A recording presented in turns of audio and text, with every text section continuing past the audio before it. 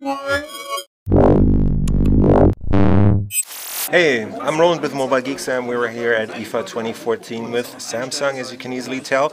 And this right here is the new Samsung Galaxy Note 4. So that's their new 5.7-inch phablet coming out at the show right here. Probably going to be on sale in September or October, depending on where you live. And it feels like a nice improvement over the last generation Note 3, and at least in my opinion, because you get a 5.7-inch Super AMOLED panel running at 2560 by 1440 pixels. So they have definitely improved the resolution, pulled it all the way up to Quad HD levels. What you can easily, hopefully, see on the side of the screen right here is that you have a 2.5 dimensional cover glass right here, like on a couple of Lumia devices from Nokia or Microsoft. Very bright screen, very good color reproduction, and same digitizer as on the previous generations. So what you can do with this is for sure use your friend the pen right here.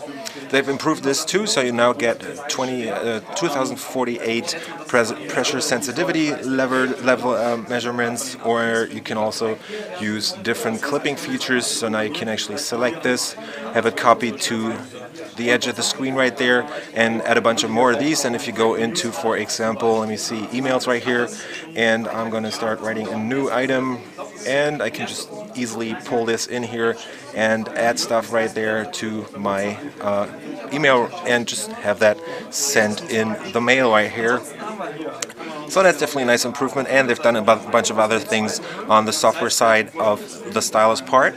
Definitely a nice improvement. Other than that, we have a Snapdragon 805 in here, so that's the 2.7 gigahertz quad core from Qualcomm, but that's only in the LTE Category 6 version that's coming out, and in Europe and the US too, because the standard version actually has Samsung's first 64-bit octa-core SoC in here. So we're talking about the Samsung Exynos 5433, which is also launching in this device. So we have 4 ARM Cortex-A53 cores in here and 4 ARM Cortex-A57 CPU cores running at 1.9 gigahertz in this case. It's a bit slower than the Snapdragon chip, but overall the performance should pretty much be the same. Let's talk about the rest of the specs up here. We have a 3.7 megapixel camera that has a 90-degree viewing angle and an aperture of 1.9 f-stops. Brightness and distance sensor, earpiece right there, and on the bottom you get the standard or trademark Samsung hardware buttons. Again, the home button is also doubling as a fingerprint reader, and you get the lighting up buttons right here. What's also pretty nice is you have this aluminum frame as promised from Samsung, or not really promised, but as the leaks already showed. So you have a painted aluminum frame. It's available in bronze gold, this black version, there's a white model, and there's also a pink version coming out. Other than that, on the back you have this leathery look. You can, as always, remove the back easily. There should be some place where I can actually pull this off. Just rip this off like that, and flexible. There's also going to be a version of the cover with optional wireless charging integrated right here. This model doesn't have that. We have a 16 megapixel camera on the back, and nice new feature is optical image stabilization. So not as on the S5, which doesn't have that, but the Note 4 now sports optical image stabilization. We have a 128 gigabyte micro SD card slot right here, micro SIM card slot, and the trademark, or nowadays trademark, fingerprint reader, not fingerprint reader, but heart rate sensor up here that now also doubles as a shutter button for the camera when doing selfies. We have a single LED flash and a 3220 milliamp hour battery that definitely should give you a pretty decent runtime on this device. We have the speaker down here, and yeah, that's all I can tell you about that. We have the stylus right there, and that's pretty much it. Up on top you also get an infrared blaster, 3.5 millimeter headset jack, and this right here is one of the 3 mics that are integrated into this device, because down here where the stylus is, there's also one mic and another mic, and Samsung is using this for directional recording, so you can switch between the voice sources. So when you're in a meeting or whatever, you can actually disable a speaker depending on where he's supposed, or where he's sitting in the room. So you can definitely make it much more easy to follow along on meetings that you've recorded in noisy areas like where we are right here. So this is where the pen goes.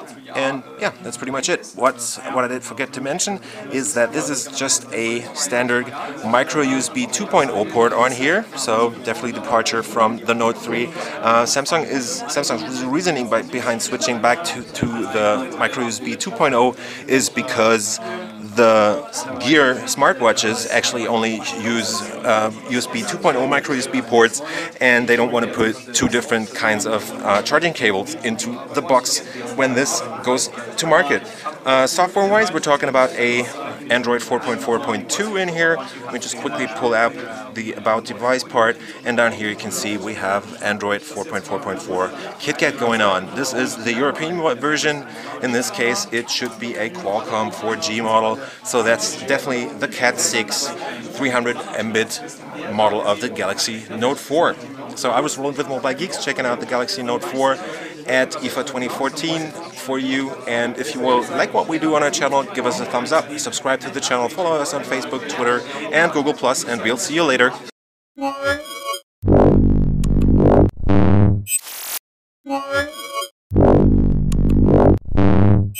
Hey, I'm rolling with Mobile Geeks, and we were here at IFA 2014 with Samsung, as you can easily tell. And this right here is the new Samsung Galaxy Note 4. So that's their new 5.7-inch phablet coming out at the show right here. Probably going to be on sale in September or October, depending on where you live. And it feels like a nice improvement over the last generation Note 3, and at least in my opinion, because you get a 5.7-inch Super AMOLED panel running at 2560 by 1440 pixels. So they have definitely improved the resolution, pulled it all the way up to Quad HD levels. What you can easily, hopefully, see on the side of the screen right here is that you have a 2.5 dimensional cover glass right here, like on a couple of Lumia devices from Nokia or Microsoft. Very bright screen, very good color reproduction, and same digitizer as on the previous generations. So what you can do with this is for sure use your friend the pen right here. They've improved this too, so you now get 2048 pressure sensitivity level measurement.